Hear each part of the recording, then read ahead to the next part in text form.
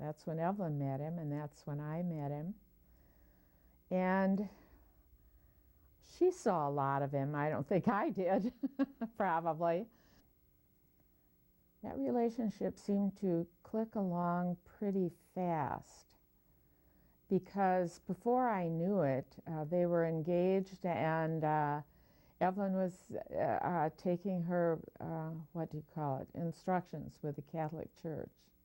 What kind of a young man was he? Oh, he was so suave. Oh, he was really a very elegant young man.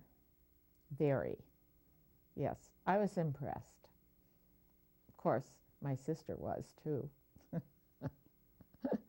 Actually, we didn't double date, though I can remember being paired off with Joaquin at least on one occasion because he made a comment about Evelyn and Russ getting married and that he and I would pair up and we'd move to Mexico and give each other Mexican nephews and nieces. But that didn't go anywhere. Well, at that time, everyone danced.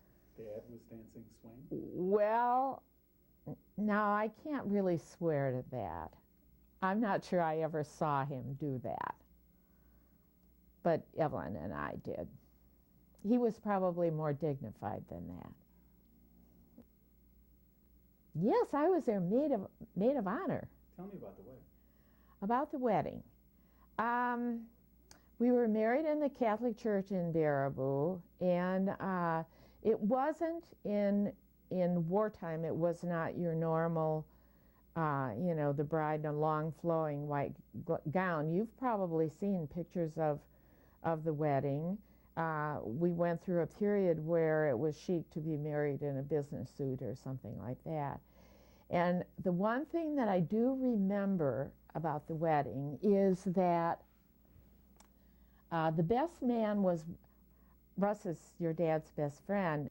We were just kind of sweating it out the whole wedding ceremony because Ed had a trick knee. And he was afraid if he had to kneel on a kneeler that he wouldn't be able to get up or he'd fall over or do something really embarrassing. But nothing like that happened, but I do remember we were quite concerned about it. And I can remember my intense excitement when I found out I was going to have a niece. I should have known that was inevitable, but somehow it came as kind of a surprise to me. That was the biggest excitement I can remember. And I wrote about that a lot in Letters to Mother. I didn't have time to spend much time with Evelyn and Russ.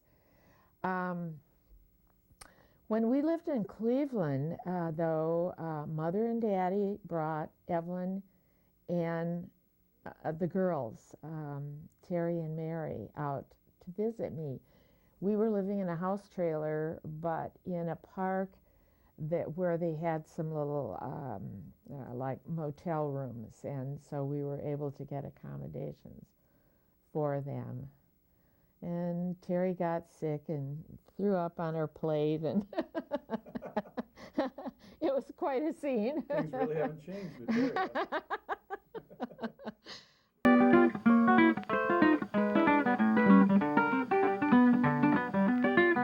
Evelyn and Russ kept having child after child. It was pretty hard to bring them to visit us. So there were periods of years where we didn't see a lot of the family until we moved to Minneapolis. Well, I think it was a meeting at Hank Christensen's years ago, and we finally met Russ and Evelyn, and we all had Arab horses in common, and we were all very interested. And Russ was particularly interested in Egyptian Arabs, so much so that one time when we were down west of Chicago, we found the old Harris farm where they had the Blue Star Egyptian Arabs. And it was all because of Russ that I got interested in purebred Arabs. He'd get out the buggies and there'd be this big to-do when people like you would come out to visit. Well, the kids had a ball up there. They just loved it. And then we always would just stay for, when I look back on that, I don't know how your mother did that. She must have had a hunch we might stay. Yeah, we always had food ready, because everybody, We sure families did. We came out with the just kids. had a ball out there. Yeah.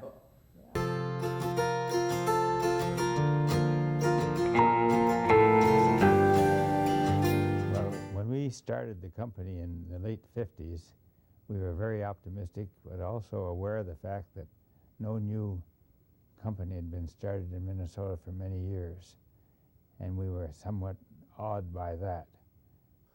It was risky, but they were very upbeat, very, well, there was just no way they were going to fail. It was a very, very upbeat, very happy occasion. Well, he had a nice personality, and he knew the agents, and he liked agents, and they just loved to see him come. I think Russ was really the cohesive force that held us together. Oh, best boss I ever had. In fact, I almost figured I was my own boss. I can remember one occasion, Elsie Peters and I asked to get off to go to the state fair one afternoon, and he says, "Go ahead." Everybody liked him. Everybody respected him. He was, well, I don't know how to describe it.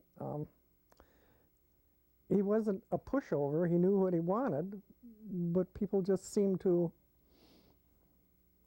do what he wanted to do, I guess. It just sort of fell in place. I can't think of anybody that he ever berated for anything, or he was just a nice, he is just a nice man.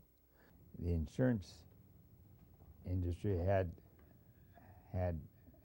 get-togethers to find out what was going on, and Evelyn, your mother, was real good at planning that kind of stuff. She always knew that we had to take care of business too, so she planned it around that. The companies would put on a big party at the end of it, and she organized that for us too. I mean, she organized when we should go, and in other words, it was nice to have somebody along who was a travel arranger.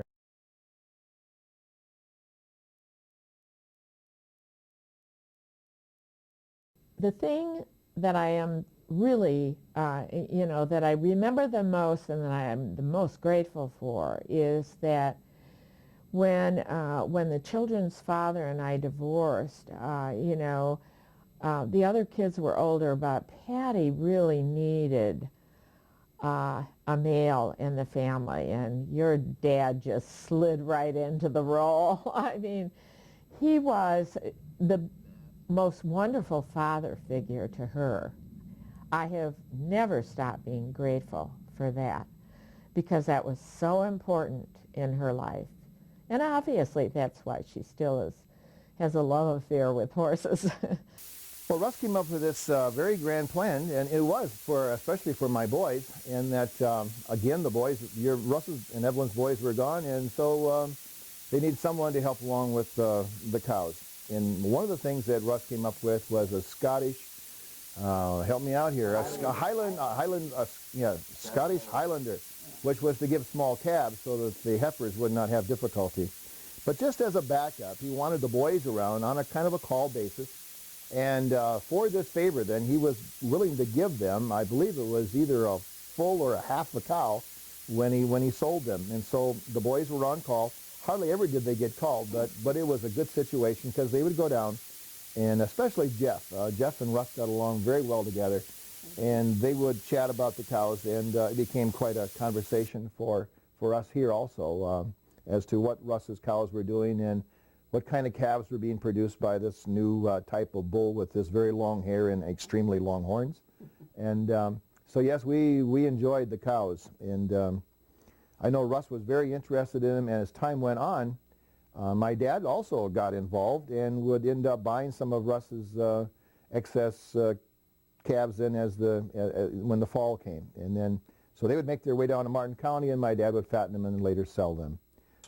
Our political views were very much in line, so we would spend many a snowy day. I'd go down and help bail him out a little bit, because his boys were not always around. And I was a surrogate son for a while when I would come and I would help him out.